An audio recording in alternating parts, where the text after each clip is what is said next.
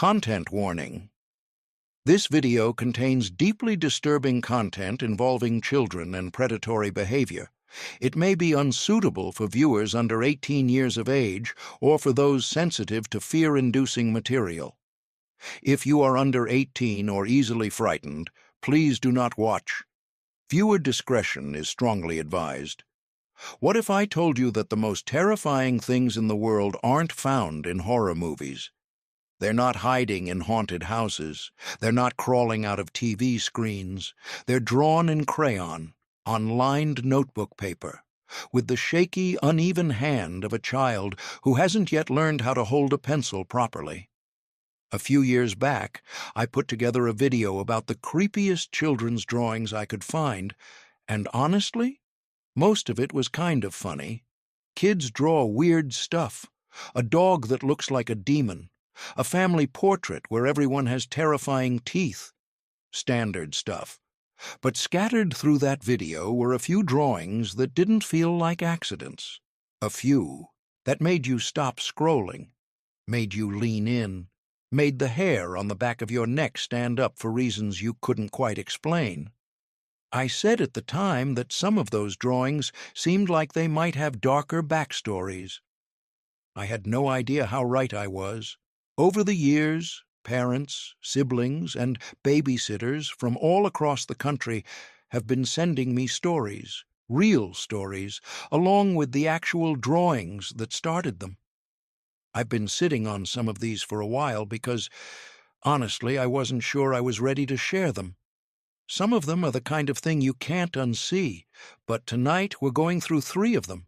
3 drawings, 3 families, 3 stories that start with a child and a crayon and end somewhere you never could have predicted.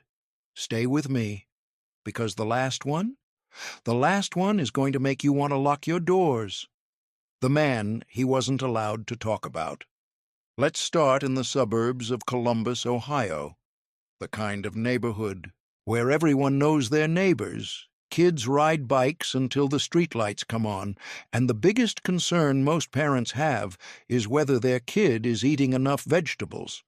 It was the summer of 2012. A family of 4, 2 parents, a teenage daughter named Madison and her 6-year-old little brother, Danny, was living in a 2-story colonial house on a quiet cul-de-sac.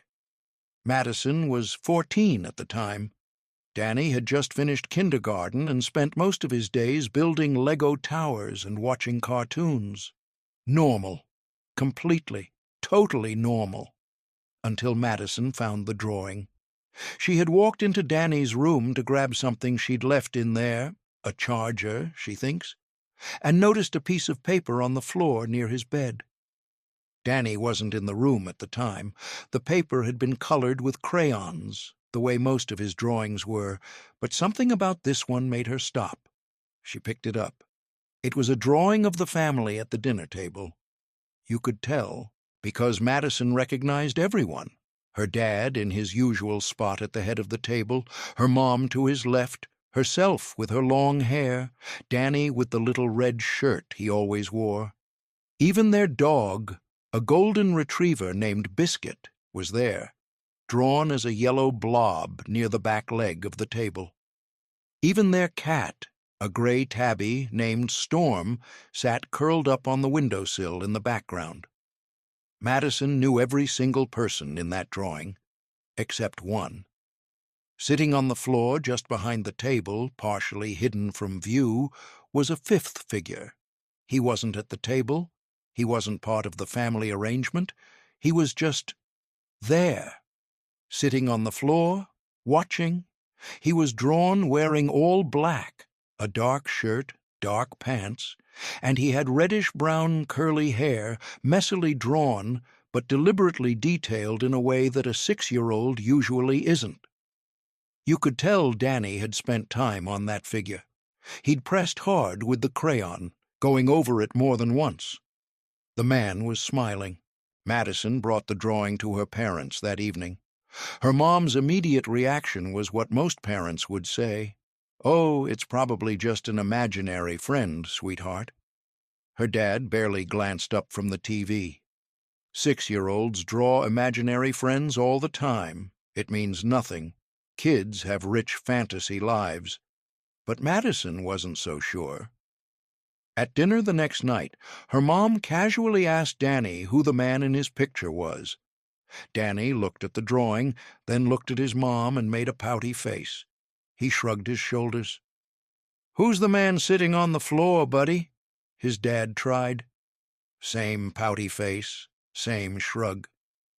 "Is that one of your friends? A made-up friend?" Danny shook his head. "Not yes, not no. Just moved the food around on his plate." Over the next few days, the family kept asking. Every time the answer was the same. Not silence, something more deliberate than silence. A shrug, a pouty expression, a closed mouth that clearly had words behind it.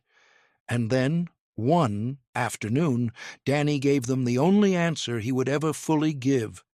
His mom asked again, gently, while they were watching TV together. She'd been softer this time, not pushing, just curious, and Danny looked at her with those big 6-year-old eyes and said quietly, "I'm not allowed to tell." Not allowed, not, "I don't know," not, "He's made up," not, "He's my imaginary friend." I'm not allowed to tell. His mom went cold. She immediately told Madison about it, the exact phrasing Danny had used. Madison, being 14 and more plugged into the internet than her parents, recognized immediately that this wasn't the way a child talks about an imaginary friend. Imaginary friends don't issue rules. Imaginary friends don't tell you to keep them secret. Real people do.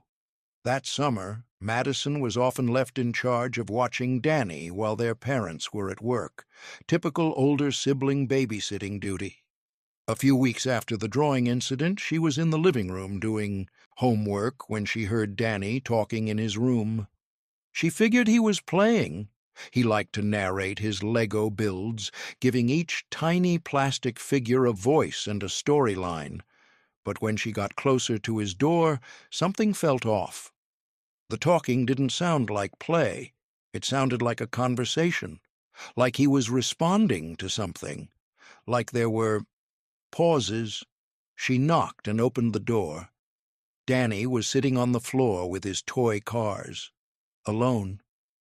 He looked up at her with that familiar pouty expression, and she asked if he was talking to someone. He shrugged. That's when she noticed the candy. Sitting on the floor near his toy bin were several individually wrapped pieces of green apple hard candy. The bright, almost neon green kind, wrapped in clear cellophane with little twisted ends. Madison had never seen her mom buy that kind. It wasn't a brand they kept in the house. It wasn't the type of candy Danny usually ate. He was a chocolate kid, always had been. She asked where. He got it. He ignored her. She picked up the candy to look at it more closely, and Danny exploded. He launched himself forward, grabbing for it, yelling at her to give it back. Not upset, furious, the way a kid gets when something they treasure is being taken from them. Madison took the candy and waited for her parents to come home.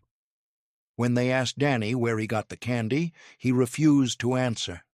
Pouty face, crossed arms, complete shutdown. His dad, frustrated at this point, grounded him. No TV, no toys, stay in your room until you answer the question. That night, Madison sat on the floor directly behind her closed bedroom door, ear against the wood. She wanted to hear if Danny started talking again. She didn't have to wait long. It was well past 11 o'clock when she heard his voice through the wall, and she was up and across the hall before she'd even made a conscious decision to move. She threw open Danny's bedroom door. Her little brother was standing at his open window, both hands on the sill, leaning slightly forward, talking in a hushed, eager voice, the way kids talk when they're excited and trying not to get caught. At the window, from the outside, was a man. He had reddish-brown curly hair.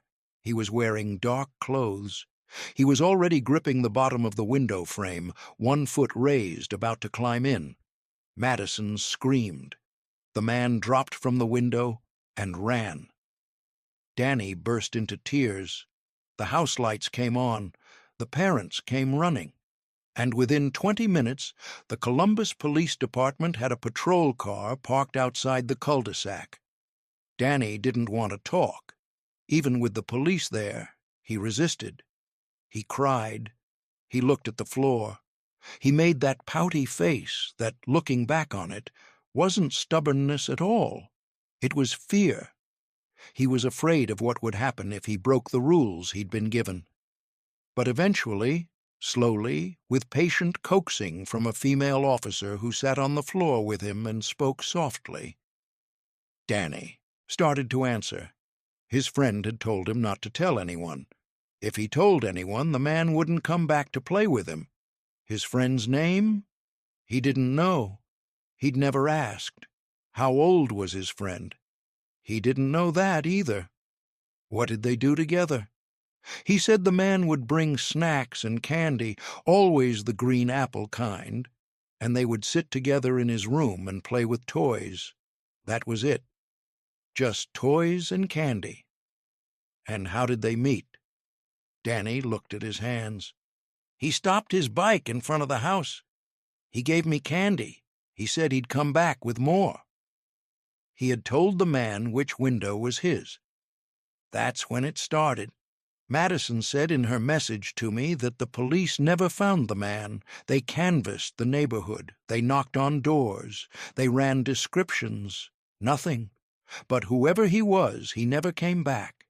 And to this day, Madison says she still can't look at a green apple without feeling sick.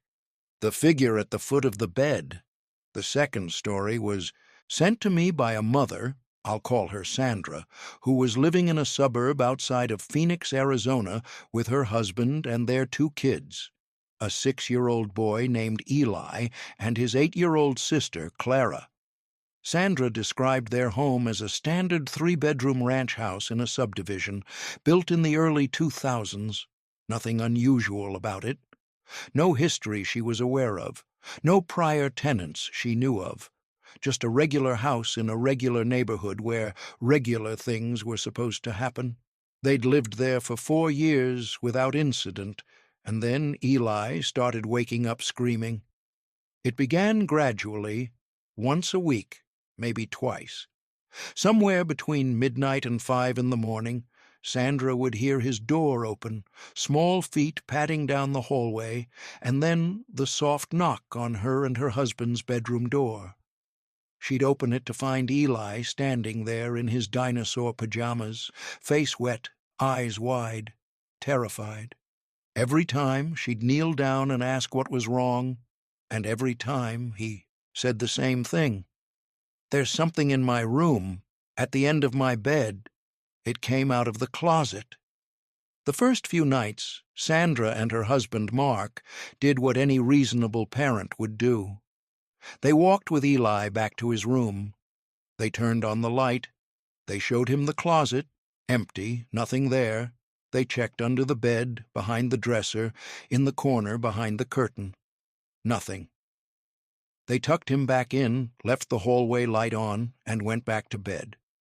This worked for about 45 minutes, after which Eli would appear at their door again. After the first 2 weeks, Sandra noticed something that bothered her more than she initially let on. Every single time she went to check Eli's closet, every single time, the door was open. Not cracked open, not slightly ajar, wide open. Eli was very deliberate about closing that door before bed. He'd actually started closing it with a little extra force, pushing to make sure the latch caught, because he'd told her once that a door that wasn't all the way closed wasn't really closed. So who was opening it? When she pointed this out to Eli, he didn't look confused. He looked vindicated. "Because I'm telling the truth," he said. "It opens the door when it comes out." For a while, they let him sleep on the floor of their bedroom, a sleeping bag and pillow situation that Sandra wasn't thrilled about, but accepted as a temporary solution. Their 8-year-old Clara never experienced anything like this. Her room was right next to Eli's. She slept through every single night without issue. She'd roll her eyes a little when Eli talked about what was in his room. Not meanly, just the way older kids do when they've decided their younger sibling is being dramatic. But the thing is, Clara had started leaving her own closet door open at night, too. When Sandra asked her about it, Clara shrugged and said she just forgot to close it. But Sandra caught her closing it once during the day and deliberately leaving it open at bedtime, and, when pressed, Clara said quietly, "I just don't want anything to feel like it can't get out." Sandra didn't sleep well after that. Weeks turned into months. Eli was exhausted. Sandra and Mark were exhausted. The temporary floor situation couldn't be permanent. Their pediatrician suggested it might be night terrors, a fairly common phenomenon in children between 4 and 8 years old, where the child appears awake and terrified, but is actually in a semi-conscious state between sleep stages. It wasn't uncommon. It usually passed on its own. But Eli's didn't feel like night terrors to Sandra. Night terror episodes typically involved kids who couldn't really explain what they were seeing, who didn't remember the episode in the morning, who seemed confused and disoriented during the episode itself. Eli was coherent. Eli remembered everything. He could describe what happened in sequential, logical detail. He knew what he saw, and he always saw the same thing, out of the closet, across the room, to the foot of the bed. Stood there, didn't move, didn't make a sound, didn't approach him, just stood at the foot of his bed and watched him sleep. One evening, after Eli had come to their room 3 times in a single night, Mark sat down with him at the kitchen table with a box of crayons and a piece of copy paper. "Buddy, I want you to draw it for me, whatever it is you see. Draw it the best you can." Eli hesitated. He didn't want to. He shook his head, started to cry a little. The kind of crying that comes before the big crying, the warning trembles. Mark told him it was okay. He sat with him. He said he just wanted to understand what Eli was seeing so he could help him. Eli picked up a crayon. He drew for about 10 minutes, quietly, not looking up. When he was finished, he pushed the paper across the table to his dad and went to sit in front of the TV without a word. Mark looked at the drawing. Then he called Sandra in from the other room. Later, Sandra described her reaction to me like this: "I've seen horror movies. I've watched every scary thing on every streaming service.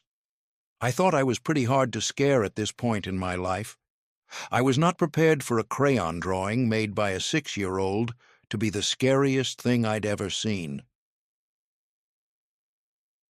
The drawing showed Eli's bedroom from above, a crude bird's-eye perspective that was actually surprising for a 6-year-old's typical skill level. There was his bed, his nightstand with the little lamp, the bookshelf near the door, the closet, and at the foot of the bed stood a figure. It was tall, impossibly tall for the room, stretched from floor to almost ceiling in the drawing, thin and narrow like a shadow that had decided to stand upright. The head was turned slightly sideways. The arms were too long. The fingers, and Eli had drawn the fingers carefully, pressing hard with the crayon, were long and thin and slightly spread, the way hands look when someone is about to grab something. It had no face. Where the face should have been was just blank space. Not forgotten, not unfinished. Eli had colored everything else in the drawing with meticulous attention. The blank face was intentional. There was nothing there to draw. And in the upper right corner of the drawing, just barely visible through the window, just a shape, a suggestion, barely more than a smudge of dark crayon, was something else. Sandra asked Eli about it. "That's where it goes," he said. "When it's not in my room, it stands at the window first. Then it comes in. The window in Eli's room faced the backyard. Their backyard had a fence, and beyond the fence was a narrow strip of undeveloped desert land, just scrub brush and rocks and darkness. Sandra told me that she had the backyard floodlights replaced with motion-activated lights after seeing that drawing. She said several times over the following weeks those lights came on in the middle of the night. They never saw anything, but the lights came on. Mark and Sandra's solution, at least for the short term, was to move Eli's bedroom. There was a spare room across the hallway. Smaller, no big windows facing the backyard, and crucially, no large closet. Just a narrow sliding door closet barely big enough for a few shirts and a shelf. The first night in his new room, Eli slept until morning. The second night, same thing. By the end of the week, he'd stopped coming to their room in the middle of the night. He started looking less exhausted. He started being himself again, the silly, chatty, dinosaur-obsessed kid he'd been before all of this started. Sandra said she almost convinced herself it was over. Then, about a month after Eli moved rooms, she walked past his old bedroom late one evening. The door was open. She glanced in as she passed. The closet door was open. She'd made sure it was closed the day they emptied the room. She'd pulled it shut herself, heard the latch click. The room had been empty for a month. Nobody had been in it. She stood in the doorway for a long time, staring at the open closet in the empty room. Then she closed the door to the bedroom, went to the kitchen, poured herself a glass of something stronger than water, and decided she wasn't going to think about it anymore. She never mentioned it to Eli. She never moved back into that house after they eventually relocated 2 years later. She's never fully been able to explain why. The Babysitter's Book. I want to be clear before I start this one. This story is different from the first two. The first story was terrifying because of what it revealed about the outside world, about the kind of predator who uses candy and bike rides and windows to get close to a child who doesn't know any better. The second story was terrifying because of the unknown, because of everything it implied without ever explaining. This third story is terrifying for a completely different reason, because in this one, the monster isn't coming from outside, and the monster isn't something you can't see. This story was submitted to me by a young woman I'll call Jess. She was 19 at the time, a sophomore at a state university in the Pacific Northwest, working a few babysitting jobs on the side to cover her textbooks and groceries.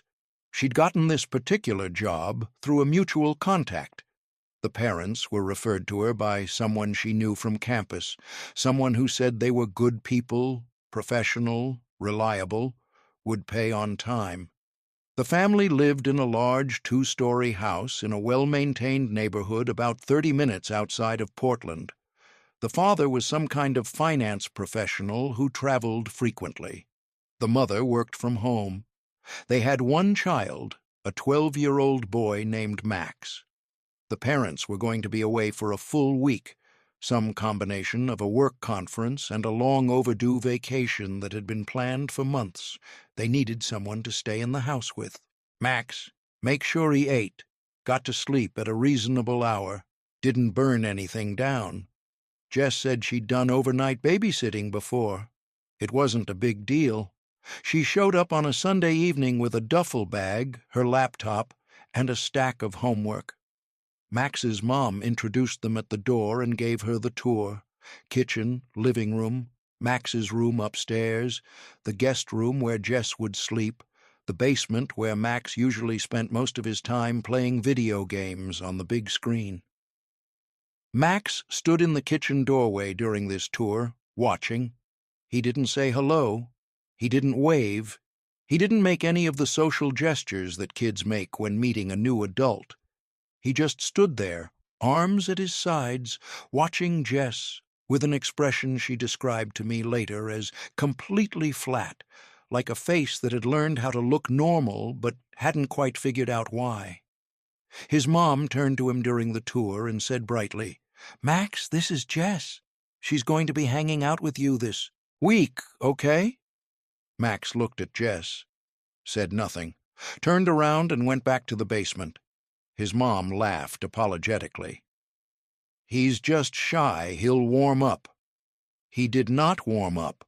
Over the first 2 days, Jess barely saw him. He'd emerge from the basement in the late morning to grab food from the kitchen, usually cereal or leftover pizza, eat standing at the counter without looking at her, and disappear again. In the evening, he'd surface for dinner, eat what she made in silence, and go back downstairs. At night, she could hear the faint sound of video games through the floor. She tried. She made conversation. She asked what games he was playing. She offered to watch a movie together. She suggested ordering pizza one evening, thinking that might land better than her cooking. He ignored every attempt. By the 3rd day, she'd stopped trying. She figured he was just one of those kids, introverted, didn't like strangers, not interested in bonding with the babysitter. She could respect that. She had plenty of her own stuff to do. The house was big enough that they could coexist in complete silence, which is more or less what they did. On the 4th night, something woke Jess up at around 2 in the morning. She wasn't sure what it was at first. A sound, a feeling, something. She lay in the dark guest room for a moment, blinking, trying to figure out if she'd just dreamed it. Then she realized the door was open. She always closed her door before going to sleep. She sat up slowly. In the doorway, just visible in the faint glow from the hallway nightlight, was a shape, a figure, standing completely still in the doorframe, not moving, not speaking. Jess said her heart went into her throat. Then she said, "Max?"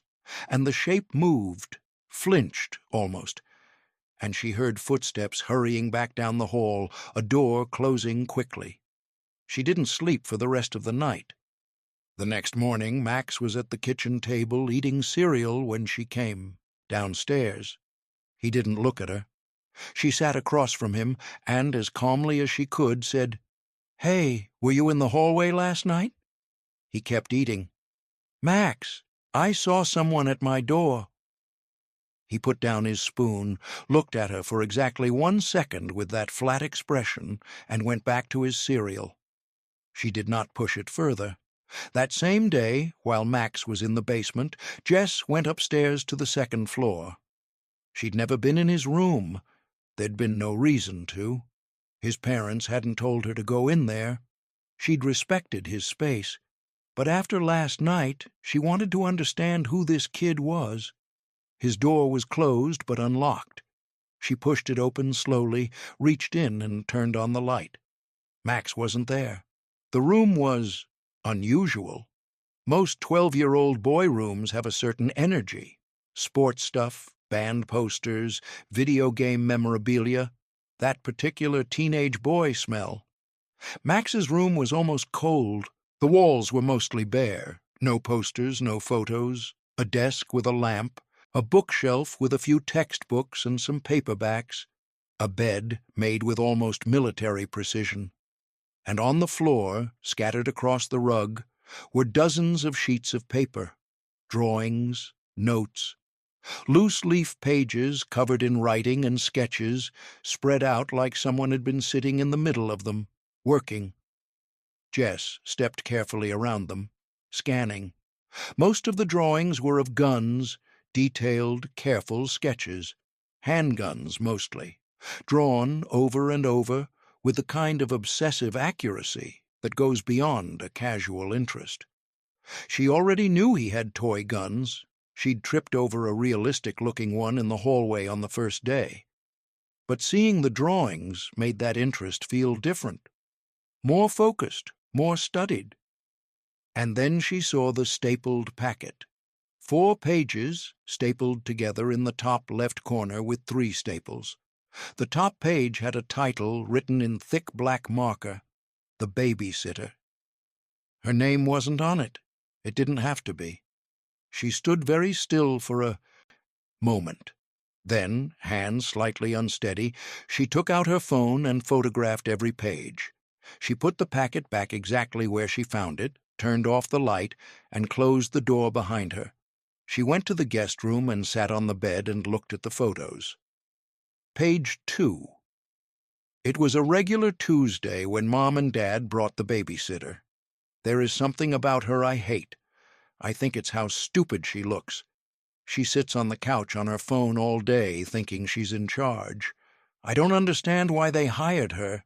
They act like I can't take care of myself. I think I might have to do something about her. There was a drawing at the bottom of the page. A girl on a couch, clearly Jess, with long hair and a phone, and in the doorway, half hidden, a figure watching her. The figure was Max. Page 3. It's day 3. She's still here. She made dinner tonight. Spaghetti. I didn't eat it. She looked annoyed. She shouldn't be in this house. She eats our food and walks around like she belongs here. She doesn't belong here. I'm going to have to do something soon. In the drawing below the text, Max was in the kitchen. He was reaching toward the knife block on the counter. Behind him, half in, half out of the frame, was Jess with her head in the refrigerator. She was not looking at him. Jess told me she felt genuinely cold reading this. Not metaphorically cold, physically cold, a chill that started in her chest and moved outward. She made herself look at the last page. Page 4. She saw me at her door last night. I need to be more careful. She doesn't know yet. I'll wait until she's asleep. The drawing. Max, recognizable from his carefully drawn hairstyle and the striped shirt he'd been wearing that day, standing at a bedside. Jess in the bed, her eyes closed, her hair spread across the pillow. Max was holding something behind his back. The object was drawn clearly, a long-handled kitchen knife. Jess set her phone down on the bed. She got up. She walked, quickly, to the kitchen. She went to the knife block. Every knife was accounted for, visible in its slot. She counted them. She stood there counting them twice, feeling stupid for how fast her heart was beating. All there, all fine. She went back upstairs, to Max's room. She stood in the doorway.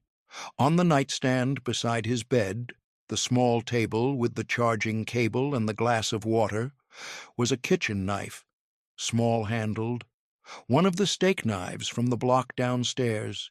She stood in the doorway for a very long time.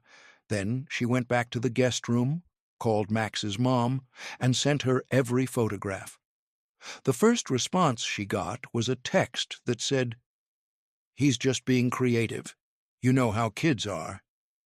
Jess replied that she understood, but that there was also a kitchen knife on his nightstand that she was looking at. The phone rang immediately. There was a long conversation. First denial, then defensiveness, then, after Jess calmly repeated for the third time that she was not asking for an explanation, but for someone else to take over. Resignation. Max's paternal grandparents lived 40 minutes away. His grandfather was there within 90 minutes. Jess packed her bag while Max sat in the basement playing video games, completely unaware that any of this was happening. When the grandfather arrived, Max's mom called Max upstairs. He came up, saw his grandfather, looked briefly at Jess, and went to hug his grandfather with an expression she could not read. Jess left. She did not call the police. She accepted her payment for the full week and drove back to campus that night. She told me later that she thought about reporting it for a long time, genuinely wrestled with it. She decided she didn't know enough about what was inside that kid's head to put him in a system that might make things worse. What she did do was tell Max's mother, in no uncertain terms, that her son needed professional help. Real help. Not a different babysitter, a psychologist, a therapist, someone equipped to figure out what was happening inside that child's mind. "Please," she said, "don't wait until something happens. Please, Max's mom cried on the phone. She said she knew. She said they'd been trying to get him to talk to someone for over a year. Jess hung up. She merged onto the freeway. She turned the radio on as loud as it would go. She didn't look in the rearview mirror for a long time. What the drawings tell us. Here's the thing that I keep coming back to whenever I read stories like these. Children draw what they know, what they see, what they feel. They don't have the filters we develop as we get older, the social awareness that tells us what's appropriate to put on paper and what should stay inside our heads. A child with a crayon and a piece of paper is about as honest as any human being ever gets, which is exactly why these drawings are so terrifying. The first drawing, the man at the dinner table, that was a 6-year-old trying to make sense of a relationship he'd been told to keep secret. He didn't know what was wrong with that man. He didn't know what the man's interest in him was. He just knew that there was someone who came to his window with candy and sat on his floor and played with his toys, and that he wasn't allowed to tell anyone about it. So he drew it. He put it on the paper the way he put everything on paper, honestly, and without understanding the full weight of what he was showing. The second drawing, the figure at the foot of the bed, I don't know what to make of that one. I genuinely don't. Maybe Eli was having night terrors that his mind constructed into a coherent narrative. Maybe there was something causing shadows in that room at night that his developing brain turned into a figure. Maybe something entirely different.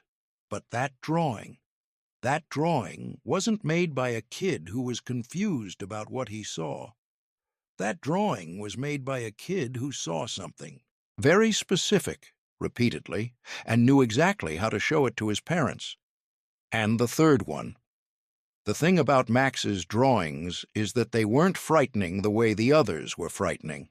There were no monsters, no supernatural figures, no unknown presences. What Max drew was just himself. Exactly, clearly, without embellishment. A child who felt wronged, who had decided on a response to that feeling, and who documented his intentions with the same clinical detachment you'd use to write a grocery list. That kind of clarity, in a 12-year-old, is somehow the most disturbing thing in this entire video. These are 3 drawings, 3 kids, 3 families. One story is about a predator and the tools he used. One is about something we may never be able to explain, and one is about what can grow in the silence between a child and the adults who are supposed to understand him. If I've done my job right tonight, you're going to look a little differently at the next child's drawing you come across. Not every crayon mark means something, but some of them do.